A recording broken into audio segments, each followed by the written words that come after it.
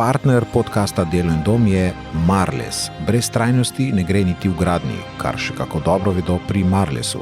Vodilni proizvajalec naprednih montažnih rešitev postavlja s svojim zeleno-inovativnim pristopom k leseni gradnji nove standarde kakovosti bivanja, tako za individualne hiše kot večstanovanjske in poslovne objekte.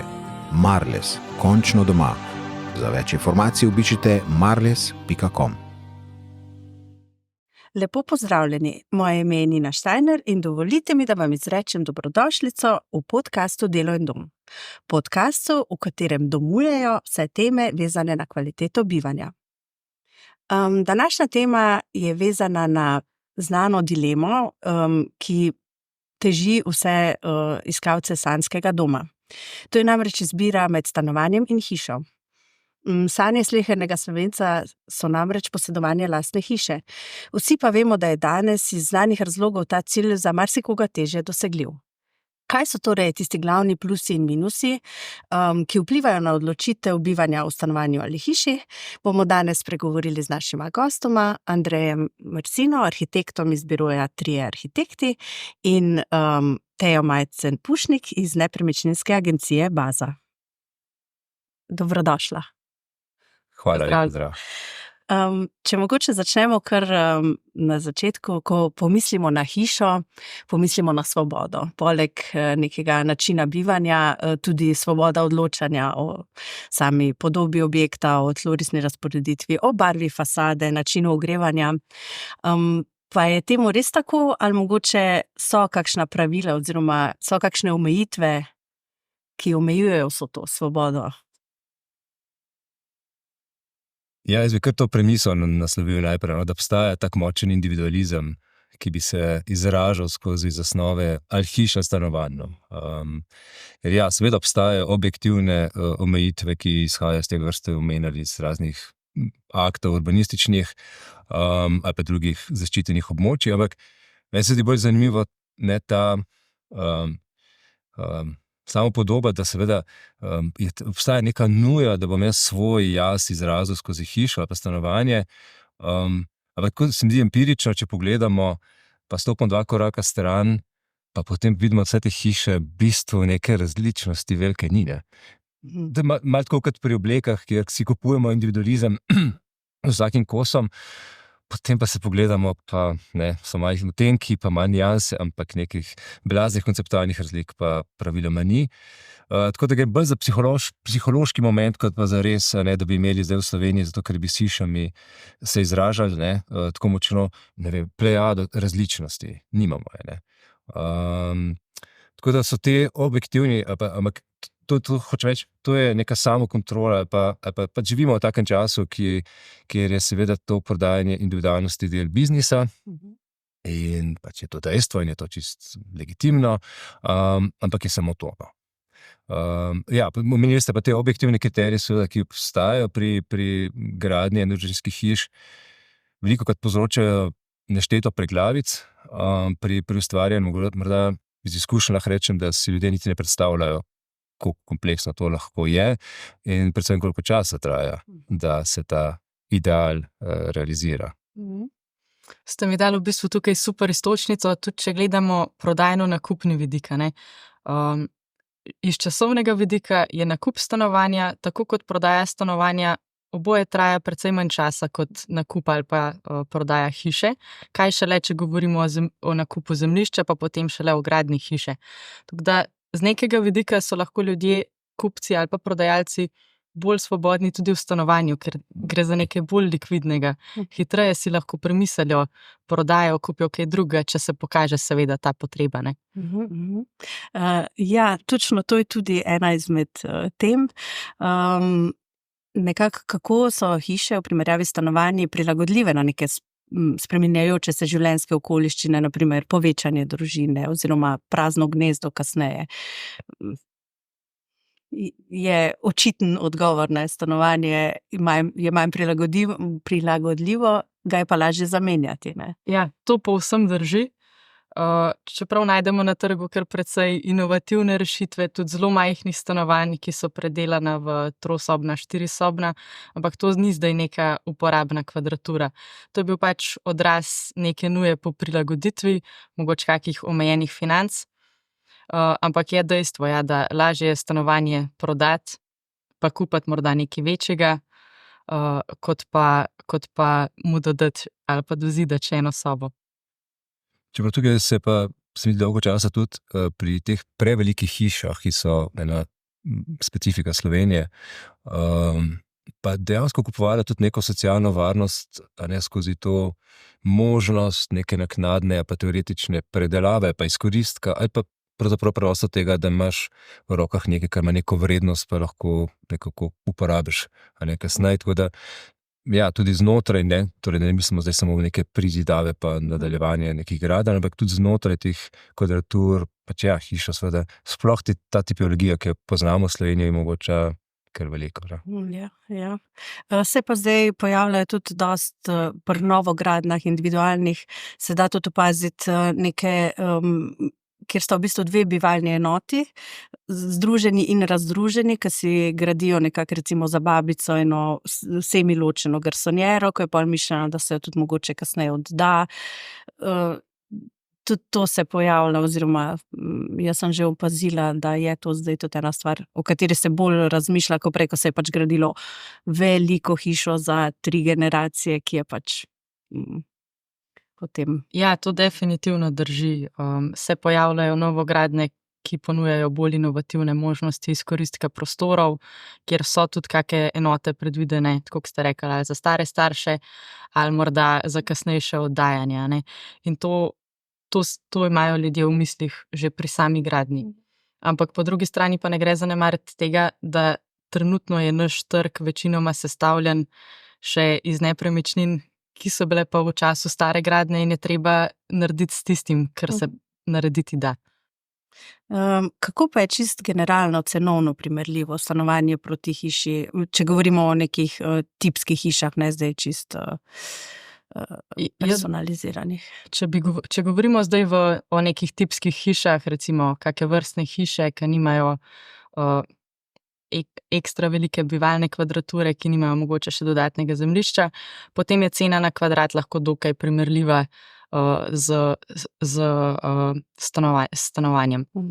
Ampak po drugi strani večina hiš ima še neko dodano vrednost v smislu večjega zemljišča zraven, v smislu, da je bolj oddaljeno, da ni v tako strnjenem naselju. To so pa vse neki faktori, ki dvigajo ceno tej nepremičnini, in v tem smislu je še vseeno hiša več vredna kot stanovanje. Mislim, tudi imamo 2 stroki, ne, pa 2 pogleda. Zame so pravzaprav to jabolke in hruške, ker iz izkušenj vem, da v biroju lahko zastavimo hišo, ki bo cenejša od stanovanja na kvadratni meter. Sploh ni težava v tem. Tako da bolj mi je zanimivo v tem smislu, da smo zelo konzervativno okolje in nekih inovacij tako v zasnovi, ki bi pomenile te neke preskoke, torej cenovne, da ni zacementirano, da je stanovanje 70, hiša pa 100, skoraj ni, ne. Ampak vse to lahko opazujemo tako pri zasnovah, kot pri načinu gradnje in tako naprej, ne. Včasih, ampak vse to je tudi logika mogoče trga, pa časa, v katerem živimo, ker, tako kot sem prej omenil, gonilo, pa sem legitimno seveda, je dobiček developerja. In če se razmišlja z logiko prodaje na trgu, potem koncipiram nekaj, kar bom lahko prodal kot kvaliteto, ne koncipiram nekaj, kar je kvaliteta. To je velika razlika, ker včasih, če pogledamo 40-50 let nazaj, ni bilo tako, ne. Takrat pač nismo živeli v tak časih in se je mogoče to sliši prav cinično, ampak tako včasih prav zasanjano, ampak so bili neki ideali, ki se jih je zasledovalo, ne. In smo poznali tipologije, ki so reševali ta razkorak, in so poskušali graditi neke individualne hiše za res nizke stroške, ki bi bili dostopni, in smo razvijali tipologije vrstnih hiš, pa atrijskih hiš, pa dvojčkov, pa nešteto enih stvari, in smo bili neprimerno bolj inovativni, kot smo danes, in smo lahko ponujali neko veliko širši razpon, ker pač to gonilo, ki sem ga omenil, ki ga danes živimo nas pelje v neko povprečje. No. Ta kljak imamo, ker tukaj se prodaja, neki manjši odkloni so, ampak če govorimo o glavnini, se pa tole prodajajo. In tukaj noter pa je črno-belo. Precej, ja. Kako pa je recimo z vzdrževanjem primerljivo stanovanje in hiša? Dolgoročno vzdrževanje. Hiša verjetno več zahteva od lastnika, nekega lastnega angažmaja, v stanovanju je to stvar tudi upravnika oziroma nadzornega odbora. Ni tako enostavno. No. Tudi jaz bi rekla, da tukaj ne gre posploševati. Mogoče bi se bolj fokusirali na to, kakšne so razlike ne cenovno, ampak bolj izvedbeno. Tako, kot ste že omenili, če gre za stanovanja, neke večstanovanjske zgradbe, tam je ponavadi nek upravnik, se nekako naredi neko izbiro, doseže seveda neko soglasje, ampak potem pa sami izvedbi pa stanovalci tipično nimajo toliko dela s tem. Medtem ko če gre za hišo, se zahteva večja vpletenost lastnika, ne moramo tega outsourcati. Bi si izkušal zopet, vpleteni smo bili pa smo še vedno kar nekaj prenov teh večstanovanjskih objektov iz 60. do 80. let zaradi moje družinske tradicije arhitektov. In ko to spremljam, kdaj je to doseganje konsenza v neki, lahko je 14-stropen blok samo. Si po mojem marsikdo, ki živi tam, zaželi, da bi imel eno hišo, pa se bi sam sabo zmenil. Pa ne glede na to, da mogoče pa vsakodnevno seveda ta hiša predstavlja pač neko večje breme, ampak tako ta neka večja vzdrževalna dela so pa lahko kar težek zalogaj. Sploh recimo zdaj, ko smo pa zraven pri nekih pilotnih projektih, mi smo zdaj dolgo časa govorili o energetskih sanacijah stavb, v katero se potem vse mogoče so zapletno, ampak zdaj imamo pa še statične sanacije, neke reševanje nekih potresne varnosti, to so pa tako veliki posegi, da to je res, to so večletni projekti, da se doseže konsenz, da ni vse tako. Jaz bi tukaj rekla, da gre v bistvu bolj za stvar prioriteta. Kaj posameznik od nepremičnine svoje pričakuje, pa kaj je vanjo pripravljen vlagati. Ker konec koncev tudi vrtnarjenje okrog hiše, za nekoga je to užitek, za nekoga je pa dodatna nebodiga treba. Uresničite si svoje sanje s trajnostno leseno montažno hišo Marles. Naravni materiali, visoka energetska učinkovitost in pristop k projektu od ideje do izvedbe. Spoznajte Marlesove nove linije individualnih hiš na marles.com. Kdo pa se največ odloča recimo za nakup stanovanja ali hiš? Bi pričakoval človek hiša za mlado družino, stanovanje mogoče kot neko prehodno bivalno okolje za študente, starostnike? Večinoma ni tako. Predvsem je važno, s katerim namenom ljudje kupujejo nepremičnino. Zdaj, če govorimo o nepremičnini, ki se jo kupi za investicijo, potem tukaj praktično ni zdaj razlike, ali to kupuje neka družina, mlad par, starejši par. Če gledamo bolj kot bivalno okolje. Ja, za bivalno okolje pa potem seveda velja, da družine iščejo hiše oziroma neka večja stanovanja, so pa tukaj potem omejeni običajno s financami. Ja, se je hotel v bistvu bolj prepustiti, ker jaz se pogleda v to, kaj je trenutno na trgu, ali pa kakšne so razmere, kupcev res nimam. Lahko iz osebne izkušnje pa povem nek drug aspekt, da smo to finančno gledali, na to, kaj si lahko dejansko privoščim. Ampak mi doma smo imeli, mi s partner pa smo imeli to debato, nedolgo tega, mi živimo v bloku. Je res, da sem jaz otrok blokov, vedno sem živel in seveda ta osebna izkušnja, moramo vedeti, je zelo pomembna pri teh odločitvah, kot sem prej omenil, to so zelo emotivne, saj zadnje so finance, ampak so kar emotivne odločitve in pri nama, ali pa bom rekel pri meni, predvsem je prevagal ta socializacijski moment večstanovanjske stavbe. To, da živim z eno skupnostjo, ker živimo v nekem naselju, ki je staro 40 let, pomeni, da imamo ene zelo kvalitetne zunanje zelene površine, kar je redko. In pomeni, da res In moram vedeti, to res tako živi, kot je bilo zasnovano. Ne? Mi se tam srečujemo, otroci tam igrajo, ker so varni, ker ni avtomobilov, ker je veliko zelenja in so parki in so otroške igrišča. In je to nekaj, kar pa absolutno prevaga. No? In verjetno prevaga, ko imamo majhnega otroka, ali pa bo prevagalo, ko bom star, pa sem tudi želel v neke te bližine ljudi. Ne? Ja. Tako da to so zelo osebne stvari. No? Težko po mojem sploh se reče. Sem imamo tukaj nasplošno zdaj tako temo, ki je v veliki meri stvar osebnih preferenc, pa veliko je faktorjev, ki vplivajo na te odločitve. Ampak mogoče tudi, če se vrnemo, ko ste omenjali ta emocionalni moment, ne. Ljudje so pogosto zelo navezani na svoje nepremičnine, ampak opažamo pa tudi zdaj trend, da recimo starejši ljudje, ki imajo neko večjo hišo, da se odločajo, da to prodajo, pa grejo v neko morda manjše stanovanje, kako oskrbovano mogoče celo. Tako da opažamo ta trend, da se nepremičnine izrabljajo bolj skladno s svojim namenom, da so ljudje pripravljeni spustiti to nepremičnino, pa se jo ne držati samo zato, ker bi se jo morali. No. Ja. Čeprav se mi zdi, da smo pa še imeli zelo konzervativno okolje. Smo Nismo zdaj neka družba, ki bi tako zelo fluidno prehajali, pa bi rekli, ne, zdaj mi to ustreza, zdaj grem v neko skupnost živeti, ker mi je fajn, zdaj ne vem, hočem v tem obdobju nek mir. Tako ni, no. Zelo statični smo, pa konzervativni. Počasni premiki. Ja, sej to nad slab, ne? Ampak tako se mi daje. Gradnja individualnih hiš pač ne velja za smotrno oziroma okoljsko prijazno, že z vidika infrastrukture. Dan današnji pa se pojavljajo, da se obstoječa naselja nekako zgoščujejo z enimi naselji novih individualnih copy-paste hiš. Kako imate kaj izkušenj s temi hišami oziroma kaj menite o teh zgoščevanjih naselj? Je to dobra stvar? Je to... Predvsem ni tako enoznačno. Ne? Seveda danes smo priča temu zgoščevanju in seveda zadaj je neka logika, velikokrat se pač prodaja to pod nek trajnostni paket. Ne? Torej, seveda, ker zasedamo manj prostora, izkoriščamo neko obstoječo infrastrukturo in tako naprej.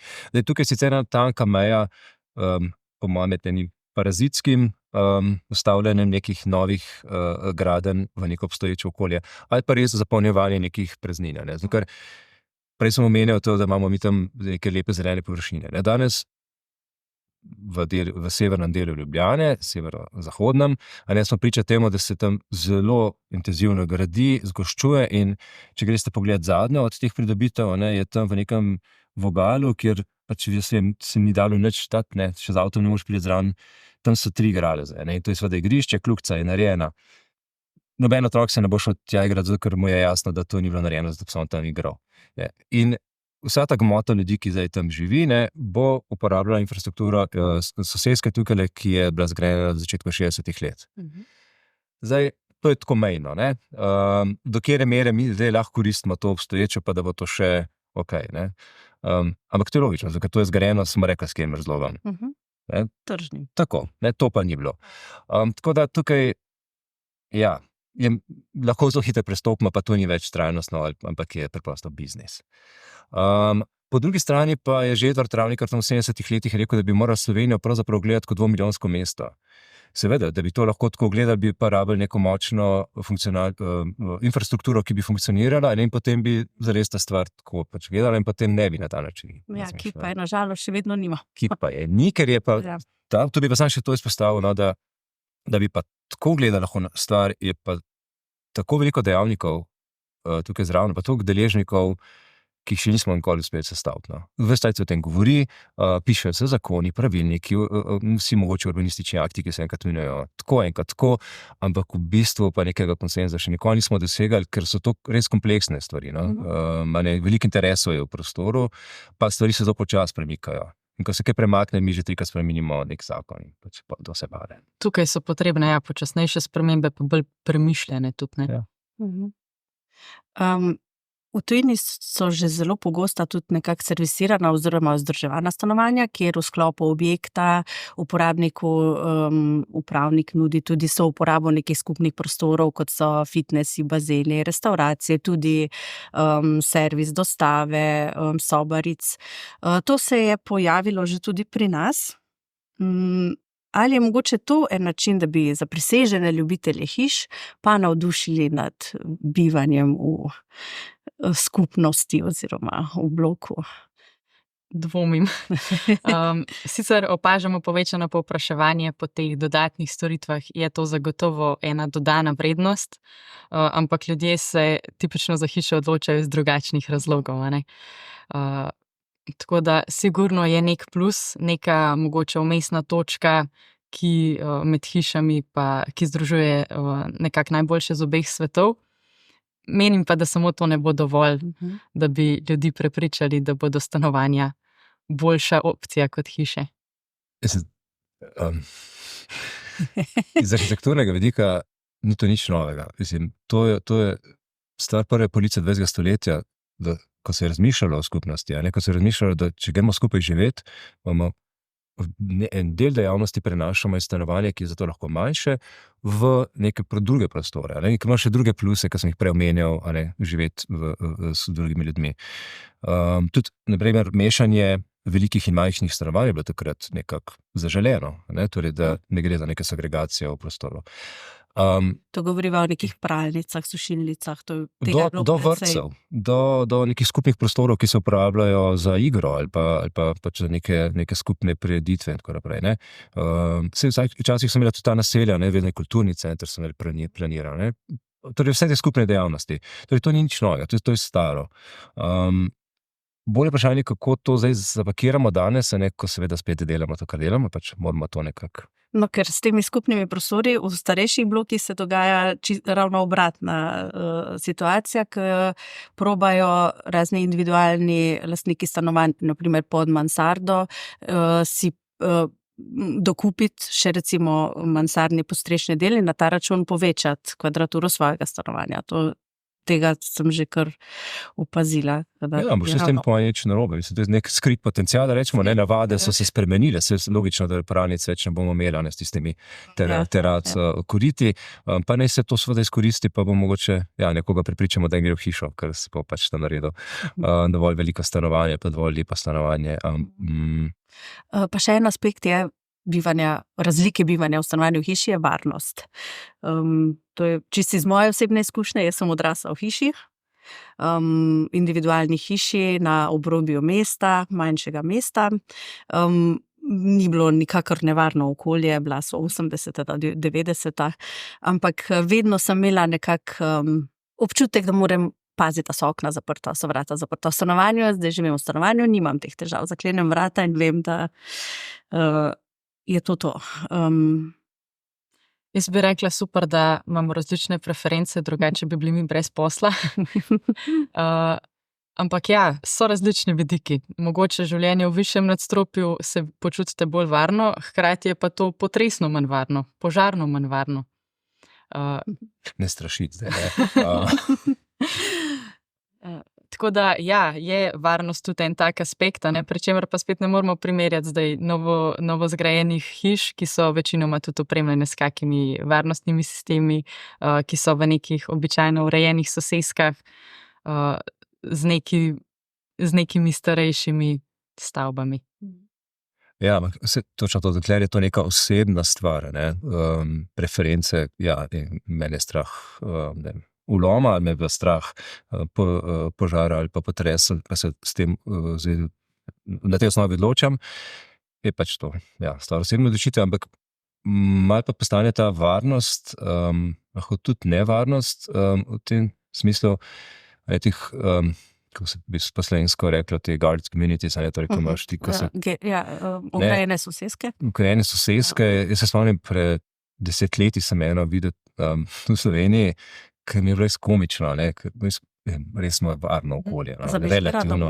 Ne, prvi Mariboru. To je bilo sred polja in sem jaz ne vem, se je to gradilo poljskimi zajci, se je to ogradilo, ampak gre za psihološki moment, pa elitizem, dajmo se priznati. Torej, jaz bom tukaj se zaklenil, ker sem pač nekaj več. To pa po moje že tako, to pa je nekaj, kar pa neka mesta ali pa država bi morala regulirati. Pač na nekem drugem nivoju skrbimo za neko splošno varnost, ampak vsi pa ne privatiziramo tako nekih območij. To je To moje je res. mnenje. Pa tudi, če gledamo tako malo širšo okolico, ne, v bloku morda sosed niti lahko ne pozna soseda, medtem ko v nekih skupnostih, sploh na vasi, se pa načeloma poznajo, malo pogledajo en na drugega, pa tudi na sosedovo nepremičnino. Ne. Ja, ampak ta individualizem je, to je zanimivo, ne, koliko je povezan tudi z zasnovami teh blokov, ker v sodobnih gradnjah je to res, ne. V sodobnih gradnjah imamo tista ultravarna vrata in noter je moj svet, ne, in skoraj ni interakcije, ampak se tudi tako vse snuje, da te interakcije ne bi bilo, ne. Pričemer so starejše grade pač imeli več tega, kar se pa verjetno danes tretira kot izguba prostora. Ja, Ali tako kot so šole včasih imeli prevelika stopnišča, zato ker je bilo to mesto druženja, ne. Danes pa pač, vemo, ne, tokle mora biti široko, ker da gremo po njem gor pa dol. Ni pa to vse. Ja. Bom eno anekdoto. Jaz sem nekaj časa živela na Kitajskem in ko sem prišla tja, me je bilo fascinantno, da so v 20. nadstropju bloka na oknih rešetke. In takrat sem gledala, zakaj bi pa to bilo tako, ne. Pa se je pa zgodila pandemija, ko so ljudje bili zaprti noter in bi kdo z veseljem verjetno tudi skočil ven, je bilo pa hitro jasno, zakaj imajo oni rešetke. Ni bilo toliko varnost, da ne bi kdo not prišel, je bila tudi varnost, da ne bi kdo ven skočil. Ampak ja, zdaj vašo preferenco bivanja že poznamo, vi izberete blok, kaj pa vi, osebna preferenca, če smo lahko malo tudi osebni? Jaz bi pa rekla, da se bo to skozi leta spreminjalo. Zaenkrat se mi zdi, da je zame najbolj primerno stanovanje, čez nekaj let verjamem, da bo hiša, potem na stara leta pa verjetno spet stanovanje. Ja. Imate še kakšno misel? Kakšen dodatek? Bi se mi zdelo samo pomembno pri tem razmišljanju ohranjati širino. No. Mi smo zelo determinirani s tem stanjem, kakršno danes je. Zato sem jaz namenoma omenjal neka obdobja, ko so bila drugačna. Tega okolja, ampak kako ste omenili, ne, Kitajsko, mi iz izkušenj v Indiji, ko oblikujemo, ne, pa delamo dol, vidimo, ja, rešetke na oknih, tja do 10. nadstropja, ki so velikokrat tudi stvar prestiža, a ne, torej, ne, jaz imam neko tako vrednost, da bom gledal rešetke, ne. Ampak istočasno pa gledamo neverjetne skupne, to sem prej omenjal, ne, prostore, ne, torej v bistvu neka velika naselja, ki se gradijo, ker Indija še vedno zadovoljuje neke osnovne potrebe, res potrebe po stanovanjih, ampak v sredini so neke bazeni, to so neke clubhouse, neke so neka igrišča noter, knjižnice. To je kar standard. In zanimivo je, da ko se prodaja ta zadeva, predno zgradijo bloke, se zgradi ta clubhouse in v bistvu skozi to je tista traktor, no. Še zmeri lahko drugače gledam na stvari, ali pa bi stvari tudi drugače peljati. No. To se pa najbolj strinjam. Vila blokov imamo dovolj. Ja, treba res gledati tukaj neko širšo sliko, pa upoštevati čim več faktorjev, a ne. Ker vseeno je to zelo osebna stvar, zelo pomembna sicer po eni strani tako za družbo, kot po drugi strani za vsakega posameznika, vpliva pa praktično na vse aspekte življenja, ne. Ja, najlepša hvala vama za obisk. Mi pa se vidimo ponovno čez 14 dni, ko bo na sporedu nova epizoda. Partner podcasta Delo in dom je Marles. Brez trajnosti ne gre niti v gradnji, kar še kako dobro vedo pri Marlesu. Vodilni proizvajalec naprednih montažnih rešitev postavlja s svojim zeleno-inovativnim pristopom k leseni gradnji nove standarde kakovosti bivanja, tako za individualne hiše kot večstanovanjske in poslovne objekte. Marles, končno doma. Za več informacij obiščite marles.com.